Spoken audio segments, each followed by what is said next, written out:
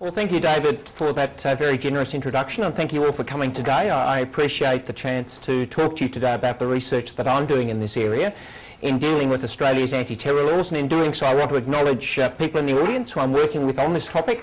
And indeed, one of the great virtues of having a laureate fellowship is it's not just me working on these issues, but in fact a team of around 12 people, including a number of PhD students, postdoctoral students and other academics. And I certainly want to acknowledge that I have benefited enormously from talking with them about these issues. Well, what I'm going to talk about today is Australia's turbulent 10 years of enacting anti-terror laws. And what I should say at the outset is that 10 years has come as a complete surprise to me.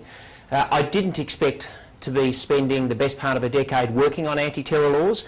In fact, I did as an undergraduate write an honours thesis on the Communist Party case and on issues about suppressing communism in Australia and issues not too distant from terrorism. But I wrote that as an undergraduate thinking that that type of study would be purely of academic interest, that surely Australia would never again be in the space where we would enact laws dealing with communism or dealing with terrorism, the laws which go to some of the big questions of our time around civil liberties, and laws which raise really fundamental questions about our legal system and how we deal with questions such as how to protect the community. So it's a 10 years I didn't expect, and it's a 10 years that has been remarkably busy, in part because the government has enacted, indeed the Parliament has enacted so many laws over that period. Now, the anti-terror laws we got were very much enacted as a reaction to what occurred on September 11 and also subsequent attacks, including in Bali and most recently in Delhi. And those laws, when they were cast, were, as you'd expect, were cast as an exceptional response. They were an emergency reaction to those events occurring overseas. And they were passed because it was said not only did we need to do our bit to prevent terrorism overseas, but we also needed to take steps to prevent that form of indiscriminate violence occurring at home. What's now clear, 10 years later, is that those short-term, transient laws have achieved a character of permanence within Australia. We've got laws in our books that were only meant to be there for that short period, but at this point it's clear they're here to stay. And that in part reflects the government's own assessment of the fact that terrorism is a persistent threat to Australia. We have our national counter-terrorism alert system, which tells us just how likely a terrorist attack is, and now for many years it's been at the level of medium in describing the current level of threat. Now, at least they've updated what medium means. Some years ago, if you looked at the website to determine what a medium threat was, it told you very helpfully that there was a medium risk of a terrorist attack. Now, that's been changed, and we now know that that means that a terrorist attack could occur. No more than that. But if you look at the government's other documents, such as its recent white paper, it said in 2010, the threat of terrorism to Australia is real and enduring.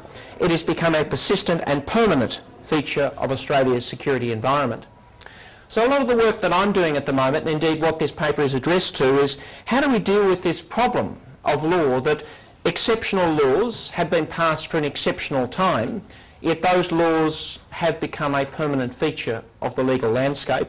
How do you deal with the problem that Australia has warlike powers that normally previously only would have been passed during World War I and World War II, yet these powers are on the statute book now for an indefinite period, and indeed have been there for a longer period than like laws during those wars, if you compare the length of the current war on terror with those earlier world conflicts. What's clear is that what's happening today is that as a result of these laws being passed and achieving a character of permanence, we're seeing within the Australian legal system a range of new precedents emerging for what represents an appropriate use of government power. Indeed, if you talk to parliamentarians or agencies like ASIO, they have a clear understanding that what was perhaps unthinkable prior to September 11 is now within the realm of the achievable by virtue of the laws that are still on the books. We're also seeing changed understandings of how the law should work when it comes to the rights of accused or the role of government, and new expectations and indeed political conventions when it comes to what we as a community expect from legislators when it comes to a threat such as terrorism. Overall, what we're seeing in Australia is the exceptional becoming normal. And as a result, the laws that I'm going to talk to are being copied in other aspects of our legal system when it comes to issues such as bail, or even the debate over bikie laws in Australia, where we've seen the control order regime developed for terrorists being applied in South Australia, Queensland and New South Wales. And indeed in South Australia, the Premier there went so far as to say that bikies are their terrorists and it's entirely appropriate to copy anti-terror measures when dealing with bikies within their community. What I'm going to do today in this lecture is really describe two things. The first thing is I want to actually catalogue and describe what's happened. So much has happened so quickly, even though it's only been for a decade, that in fact nobody has really got a clear sense of what's been done when it comes to the making of anti-terror laws in Australia. Before this paper, I only had a sense developed from the writing of many submissions and the fact that it's been a busy time, but I'm going to give you a more concrete sense. And secondly, with the perspective of a decade, I want to draw some lessons. What can we learn from this 10-year period, and in particular, what can we learn for the future when it comes to the presence of these anti-terror laws in our books? Well, turning then to the first topic, describing what's happened, if we turn to September 11, 2001, at that point Australia had no national laws directed specifically to terrorism on our statute book. In fact, the only law we had that even mentioned terrorism was in the Northern Territory, and nobody's quite sure why the Northern Territory had that law, but it was the only one then on the books. After September 11, we adopted a response that was very similar to other Western nations. What we did was pass a very large number of laws, and laws that sought to deviate from the ordinary criminal law in setting down a range of new unthinkable sanctions and processes and powers that were put in place to deal with terrorism. And indeed, in the case of Australia, it led to a quite extraordinary bout of lawmaking and the building of a set of laws in a short period of time that is unparalleled in Australia's legislative history. In fact, there has never been such a sustained burst of lawmaking on any topic in our history as there has been on anti-terror laws over the last decade. If you look to the number of the laws, over that decade-long period, just the Federal Parliament has enacted 54 separate anti-terror statutes, themselves running to hundreds, thousands of pages across the statute book. Most of these, in fact almost all of them, were passed during the Howard government up until the end of 2007. 48 of the 54 were passed during that period. And that reflects the fact that a new anti-terror statute was passed in Australia during that period roughly every 7 weeks. And that gives you a very clear indication of the attention and energy put to this issue. If you think how often the Federal Parliament passes law on any particular topic, even something like tax, it just doesn't compare to a statute every 7 weeks from 2001 to 2007 on the topic of anti-terrorism. Since 2007, the pace has declined, and we've since had 6 anti-terror statutes under the Rudd and Gillard governments. Some significant statutes I'll turn to, but nonetheless a much slower pace of making anti-terror laws. This compares unfavourably, in my view, with the number of laws passed by other comparable countries.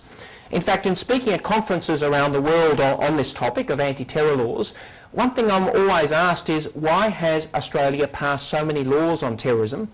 And this might come from an American, a Canadian or a New Zealander. They just can't understand, given the level of threat here, why we've passed so many laws compared to those other countries. Kent Roach, a Canadian scholar, one of the leading world scholars on anti-terror laws, has described Australia's response as being hyper legislation. He said Australia has exceeded the United Kingdom, the United States and Canada in the sheer number of new anti-terror laws that it has enacted since 9/11.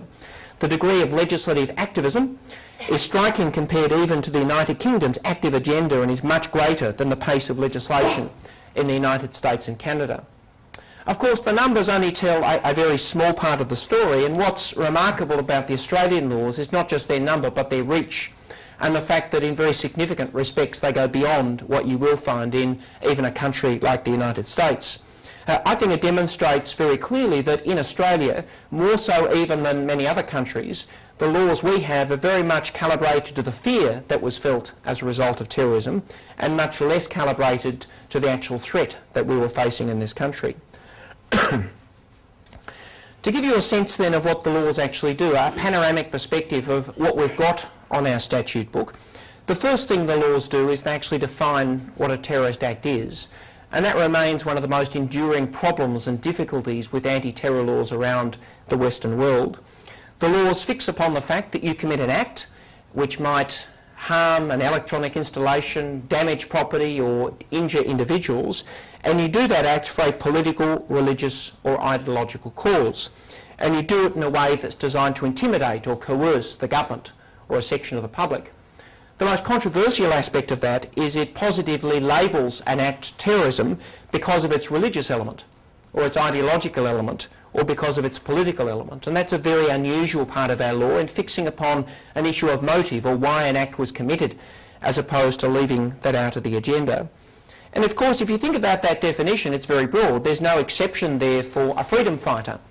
And indeed, there's no doubt that Nelson Mandela is a terrorist under Australia's anti-terror laws.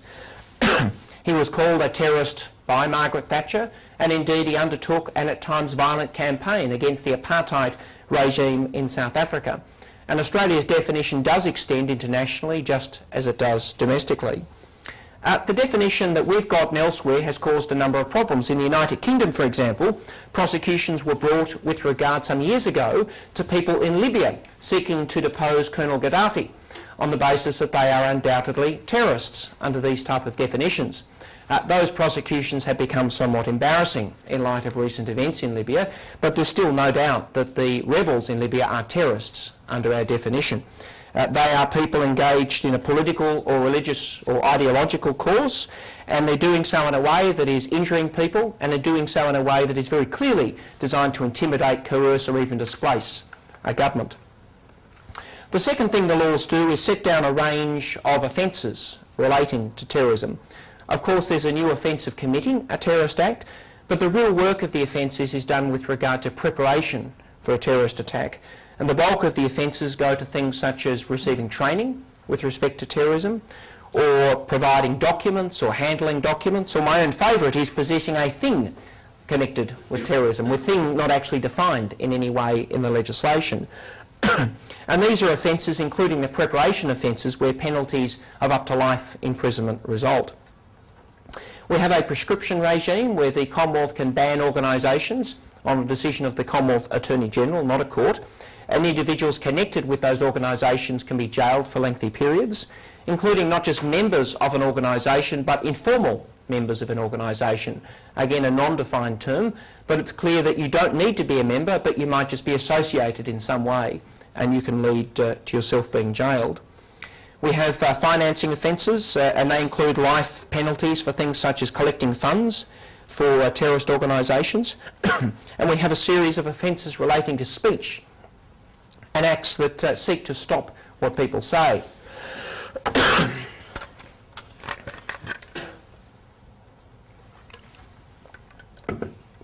You'd be well aware, I suspect, with these sedition offences in Australia, which originally imposed a 7-year jail term based upon the urging of violence in certain respects, and that 7 years resulted not from any action but merely from your words.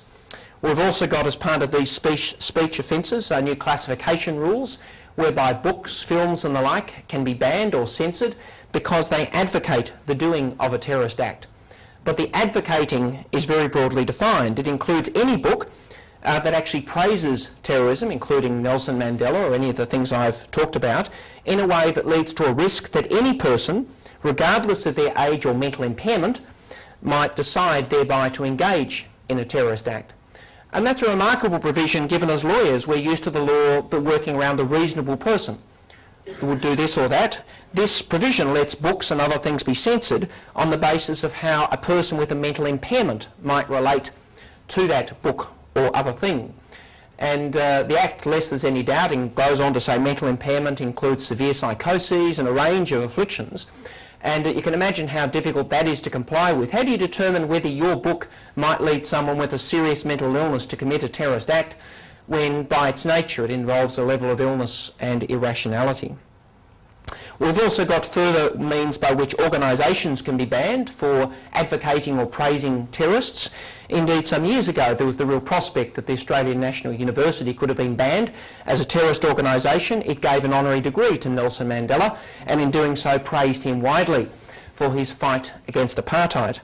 What that type of provision shows is that the problem here is one of overbreadth throughout these laws, and indeed it relies upon a wise and sensible application of the laws.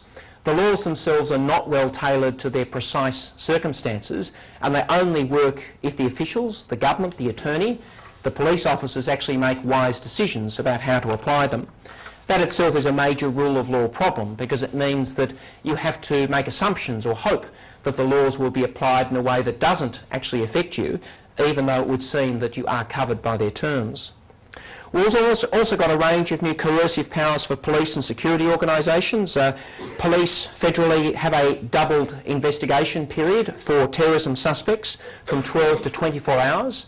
And not only that, they have a concept called dead time, whereby you can question a terrorist suspect for 24 hours, but you can stop the questioning for lengthy periods. Initially, you could stop the questioning indefinitely, so you could hold a person indefinitely so long as you never reached your 24-hour questioning period, and indeed that's how Dr. Hanif was held for 12 days on the basis there was no cap on that dead time. It's now been capped at 7 days, but that's still 7 days that a terrorism suspect can be held without charge.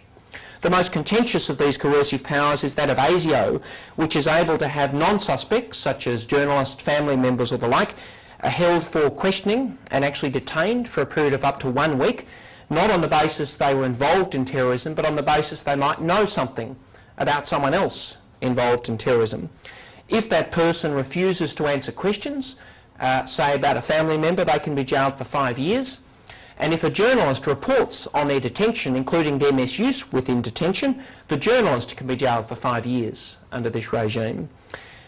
We've also got now warrantless searches, whereby the police can enter a person's private property without a warrant in order to search for things connected with terrorism in limited circumstances. We've got control orders which enable house arrest of up to a year, preventative detention whereby people can be held without charge for 14 days under a different regime.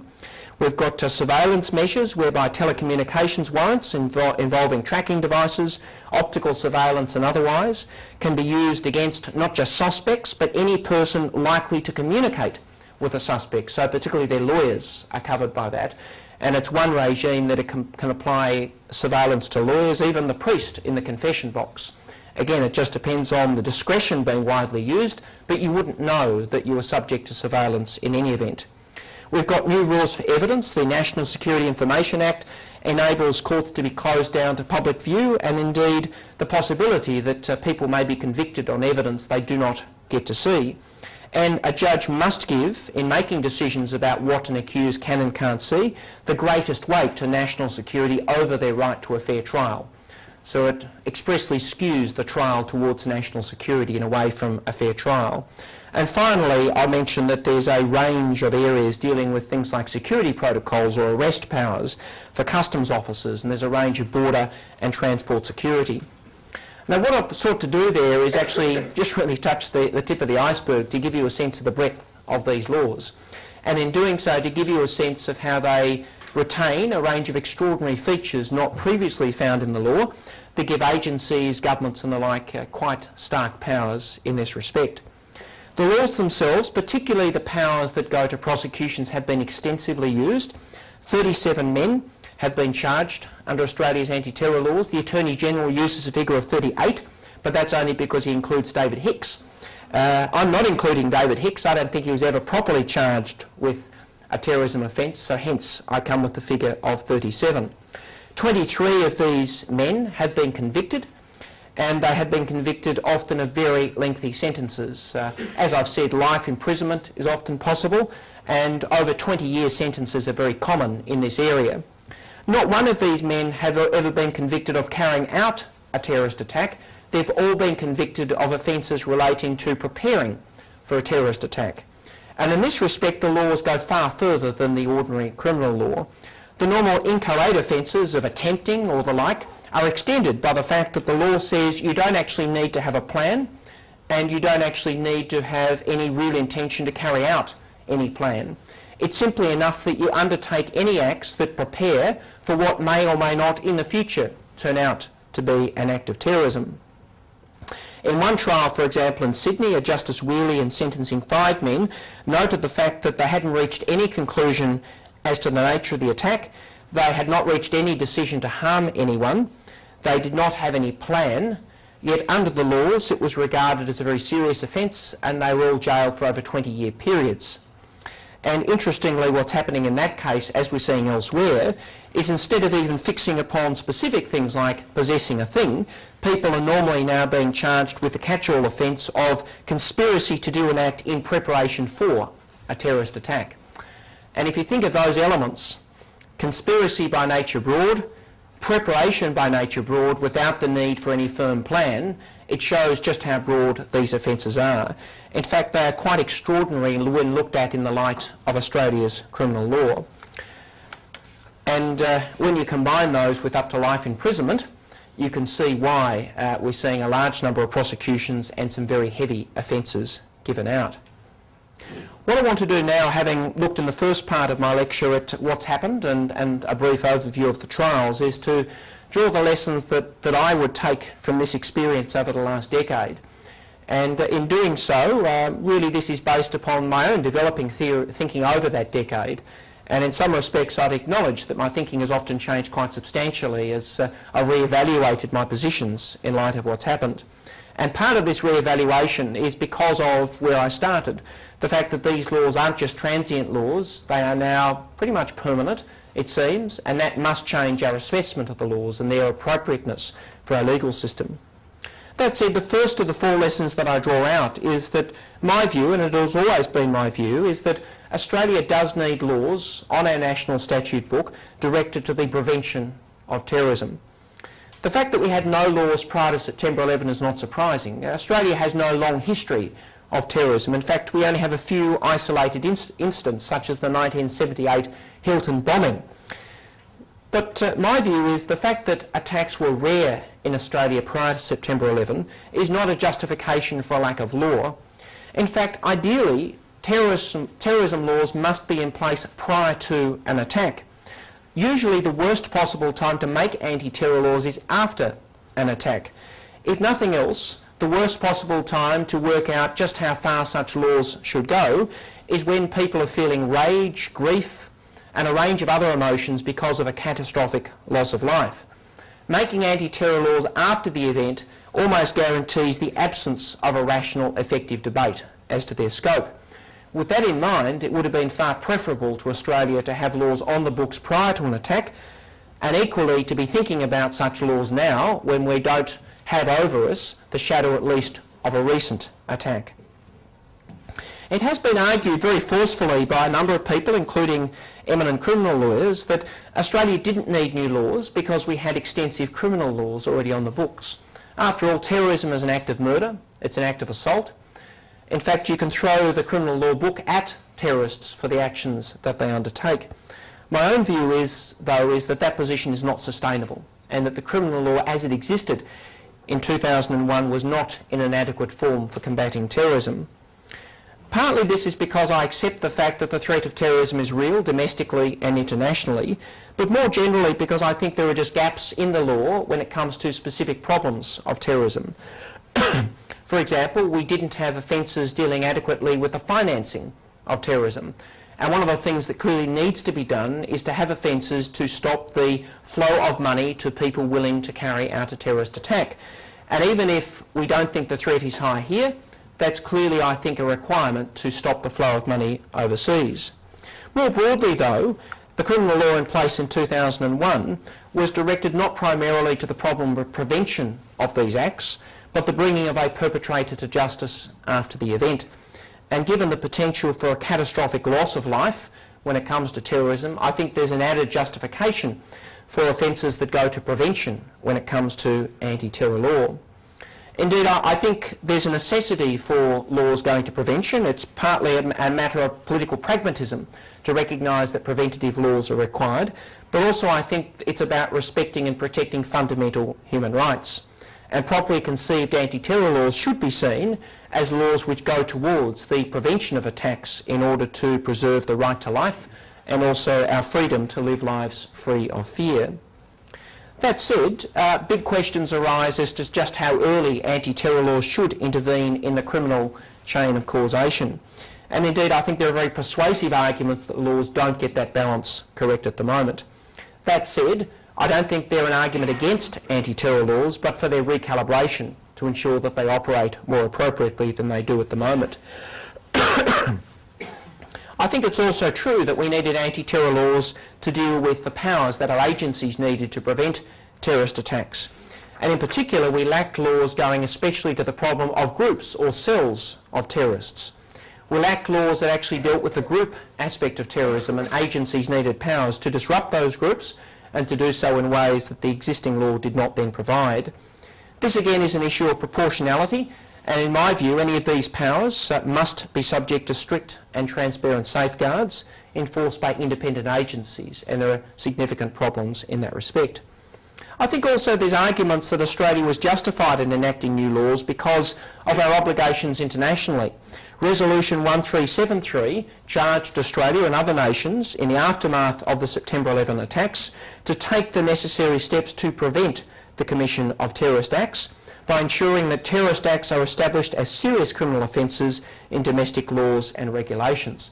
And even though we had many criminal laws, we had very few going to the problem of prevention as opposed to other matters. Finally, I think that these laws were justified, or at least a form of laws were justified, because of their moral dimension. I think in an era punctuated by the loss of life in the attacks in New York and Washington through to places like Bali, Mumbai and Delhi, it was appropriate that Australia reacted by enacting a specific crime of terrorism that made it clear that we reject the use of violence, including in a political or ideological or religious name. Given that lesson, my view is that Australian governments and parliaments deserve credit for recognising the need for anti-terror laws, and in fact the absence of such laws prior to September 11 reflects a level of complacency on our part about the potential for violence, political violence, here and overseas. The second lesson I draw from the laws is that inferior laws result from poor processes of enactment and review. Australia needed a regime of anti-terror law, but often we didn't need the laws we actually got. And in part this reflects the fact that the laws we actually got were made through a very poor process of enactment. The first set of anti-terror laws set a very bad precedent in this respect. In the aftermath of September 11, we had laws introduced into the House of Representatives on 12 March 2002 dealing with major issues such as the banning of organisation and the criminalisation of terrorism, and they were forced through the House of Representatives the next day. The laws demonstrate a common theme that applied at least until the end of the Howard government, and that is that people sponsoring new anti-terror measures sought to see them passed by Parliament as quickly as possible and with as little scrutiny as possible. In fact, in particular, after the Howard government gained power in the Senate after the 2004 election, there was an almost complete disregard for parliamentary processes and a willingness to ride roughshod over parliamentary process to get laws passed in record time. The best example of this, and there are many, was the law introduced into Parliament in 2005 after the London bombings. That law was introduced into Parliament on 3 November 2005, and Attorney General Philip Ruddock said that the law had to be passed by Christmas. It was a law dealing with control orders, sedition, preventative detention, and indeed a host of the most contentious aspects of our anti-terror laws. The government, with power in both chambers, forced the legislation through. It had a very short inquiry by a Senate committee, which gave people like myself who wanted to analyse and make a submission on this enormous bill only 6 days to do so. In the end, the legislation was passed on 7 December, just over a month later, in plenty of time for Christmas. One of the consequences, though, of the law was that even at the point of its enactment, it was widely recognised, including by members of the government, that the law was flawed. The best example of that was the new sedition offence. And what the government did was, instead of delaying enactment to get the sedition offence correct, was they agreed upon enactment they would refer the sedition offence to the Australian Law Reform Commission so that it could help them or advise on proper drafting of the offence with a view to repairing what had just been enacted. It meant we had this process of backwards lawmaking. Make the law first, then refer it to an inquiry to determine what form the law should take, while a flawed law all the while remains on the statute book containing 7-year jail terms for speech. The Law Reform Commission reported in July 2006, in a very short time frame. It recommended extensive amendment due to major flaws and problems, including the absence of defences for things like academic conduct or even comedy, but there was no desire to implement those changes. And the Howard government made no move to fix its own law, And even with the change of government in 2007, nothing happened until 5 years later, when finally the Commission's recommendations were implemented in 2010. That's a normal part of lawmaking in this respect. Make a law that's often seen to be problematic, send it to an inquiry, don't implement the findings until perhaps many years down the track. There are a number of laws that fit into this category, including the Hanif law that gave rise to so many problems involving the indefinite potential period of detention without charge. Some of these problems with regard to lawmaking could be fixed if we actually had effective processes of review, and the Law Reform Commission is an example of an effective process of review, but instead what we've seen has been patchy and inconsistent when it comes to review of the laws. We've had major assessments of the laws, but even where those assessments have been effective, governments have not in the main been willing to implement the findings. In fact, none of the findings of these major reviews, bar some dealing with the ASIO powers, were implemented at all until 2010. And it meant that for the most of this decade we've had laws known to be flawed that have been allowed to stay on the books. And by flawed, not just in terms of their impact upon civil liberties, but where inquiries have found the laws could not give rise to effective prosecutions because prosecuting authorities would not be able to use the laws given their incoherence. Even where in 2010 the Rudd-Gillard government legislated to actually implement many of the findings of the reviews, they did so on a selective basis. They ignored many of the findings that would have introduced effective safeguards, and they also took the laws further by introducing warrantless searches. So it was a very mixed package when it came to actually doing anything in this respect. It's also fair to say that even though there have been major reviews, most of the laws just haven't been reviewed at all. In fact, the most contentious aspects in many respects have never been assessed. Things like the control order regime, preventative detention, have never been subject of any form of post-enactment review, and that's despite the fact there have been very clear promises to do exactly that. For example, just after the Howard government had passed the control order regime, amongst those other London bombing changes, the Council of Australian Governments said in February 2006 that there will be a committee of review which will commence in 2010. December 2010 to review these mechanisms.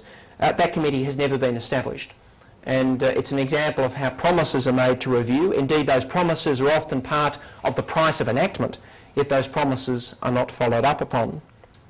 What we do have in what is one of the rare positive developments in this regard is the establishment of an independent national security legislation monitor. That was passed last year, and in April 2011 the post was filled by Sydney barrister Brett Walker. He has undoubted capacity to do this job well in providing oversight across the anti-terror laws, but unfortunately the post was not filled for over a year, and it's not clear that there will be a political willingness to actually follow up on whatever sensible recommendations he has. Overall, the problem in this area demonstrates, if nothing else, that we have seen a real political reluctance to revisit anti-terror laws once enacted, and that laws enacted usually often in undue haste have been reviewed rarely and repaired sometimes or most often not at all. The third lesson about the anti-terror laws is that the lack of human rights safeguards in Australia has had a major impact in enabling the enactment of disproportionate laws. And in fact, in this respect, Australia's laws, I think, are calibrated much more, as I've said, to the level of fear people have felt and less so to the level of threat that we've actually faced. It's not surprising that at a time of anger, fear and grief that politicians are forced to respond by acting with regard to new laws. In these circumstances, human rights standards play a really valuable role. They provide a yardstick that actually forces us to remember values within our democracy that we should only depart from at our peril. This actually can provide some, if I would recognise limited use, when politicians say they must enact tough laws and do whatever it takes to stop a future terrorist attack. Indeed, a more significant benefit of human rights protection isn't even at the time of the enactment of laws, but that they provide a trigger and mechanism for the reassessment of the laws after the event. The experience of the United States, Canada and the like shows that in the face of something as catastrophic as September 11, we need to be realistic about just how effective legal sanctions about human rights will be in blunting the excesses of the laws. But what's equally clear after the event is that those same protections can be immensely helpful in providing a reassessment at a more rational moment in our public life about the appropriateness of those laws. In the United Kingdom, for example, the Cameron government, elected in 2010, has engaged in a major reassessment of its laws. It's actually got in Parliament a Protection of Liberties Bill, which is designed to reassess, recast things like control orders, to actually bring them into line more appropriately with the democratic sanctions and safeguards within that system. What's important for us is we copied their control order regime. The UK at the moment has legislation that would abolish that regime and actually replace it with something far less intrusive, yet there's no domestic debate in Australia about responding even to the fact that we'll be left with a regime that is regarded as discredited in the country that first adopted it. Not only that, we adopted their regime without even adopting their safeguards. And indeed there are a number of court cases in the United Kingdom which have been very important in limiting the use of their control orders that would be impossible in Australia because of the absence of a Human Rights Act or Bill of Rights. What this means is that Australia is actually alone in the democratic world in not having any domestic reference point at the national level for the human rights that we ought to consider in enacting anti-terror laws. We have a system whereby the role of judges is at the best at the margins of the debate, and legislators have nothing on the books that they must consider in enacting these laws. And this has a really dramatic impact upon how the laws are made and on the final form of the laws. When it comes to the making of the laws, I remember, for example, appearing before a Senate inquiry where a group before me, the International Commission of Jurists, was giving evidence about international human rights standards and how they should impact on ASIO's new powers. That evidence was not received well. I remember it was actually Kim Beazley who said in that committee, can you give us something we can actually use? We need something Australian that is relevant to making this decision. They weren't able to provide that. There wasn't the international implementation of these domestically, and their evidence was actually ended early on the basis that international human rights standards are not appropriate for actually casting these laws. I followed, ditched all my human rights material and went simply for the separation of powers and things that fit within the Australian legal system, and we extensively used ultimately in the committee's report. But of course the separation of powers are very limited use in this context. They don't provide things like freedom from arbitrary detention, they don't provide clear protections for freedom of speech, and on that and many other occasions the absence of human rights has been telling. One result is that we do actually have laws on our books that would be unthinkable, if not constitutionally impossible, in other countries. No other nation has anything like Australia's attempt to enact a sedition law, and no other democratic nation has anything like the ASIO power that enables non-suspect citizens to be detained for intelligence gathering purposes. In fact, this is one of those provisions, the ASIO provision, where internationally people keep saying, can you tell us exactly what it does? It just doesn't make any sense. Surely you couldn't have that in a country like Australia. You couldn't have conceived of anything like that even in the context of making the Patriot Act in the United States. More broadly, we have a range of powers that just don't have the same safeguards as you find in other countries. What this shows is in Australia that we, uniquely in the democratic world, don't have legal protections around human rights in this respect, but when we ask what are the checks and balances, the safeguards when it comes to the making of our anti-terror laws, the key and often only safeguard is that we must rely upon the good judgment and self-restraint of our legislators. When that goes missing, as it often does, particularly after an attack, we're simply left with a capacity for Parliament to enact whatever laws it wishes in response to the community's demand to do whatever it takes in meeting the threat of terrorism. Suffice it to say, I don't think this has proved to be a check and balance that's been effective in Australia in the making of these laws. The fourth and final lesson is that even though I believe anti-terror law has a role to play in protecting the community, it's clear that these laws come with significant costs. In particular, these laws do and have given rise to grievance in sections of the community where they feel that members have been unfairly picked upon, singled out or ostracised. This sense of grievance has been magnified by the exceptional nature of the laws and what has often been a heavy-handed government and media response to their use against people in the community. It's also been a problem because the laws have the appearance of being selectively used when applied in the community, If nothing else, it's significant that of the 19 anti-terror organisations currently banned in Australia, 18 of those 19 have links to Muslim or Islamic ideologies. In doing so, they give the perception that those ideologies represent almost completely the only problem when it comes to terrorism. And that representation, that they represent around 95% of the groups connected with terrorism, is simply fundamentally out of kilter with the reality of terrorism internationally. The problem here is that these costs in producing what can be strong extreme reactions to the laws themselves is actually what terrorism seeks to achieve. Terrorism can't win through military might. It relies upon democratic states overreacting in how they respond to terrorism in a way that actually radicalises sections of their own community. Terrorism as a strategy relies upon Australia taking action that assists in the recruitment of terrorists, such as by people feeling so angry about the laws or what's been done or the invasion of Iraq that they're willing to undertake actions that were unthinkable for them prior to that occurrence. The laws also rely critically upon communities cooperating with agencies like the police and with agencies like ASIO. If people feel angry about the laws or they feel as if they've been singled out, they're far less likely to engage in what is a really vital community intelligence operation. Now, these problems can be met or minimised by having fair laws that operate not selectively but appropriately across the community. But even then, there's certainly a risk still that it will lead to a strong community counter-reaction. And that means that the laws themselves can on occasion become part of the problem and not the solution. They can actually contribute to radicalisation and the growth of domestic extremism. And this has been especially recognised in the United Kingdom, where their problems of homegrown terrorism are seen as very much a reaction not just to particular ideological causes but to the actions of their laws and their governments, in things like the invasion of Iraq or in things such as what can be, even there, their heavy-handed anti-terror laws.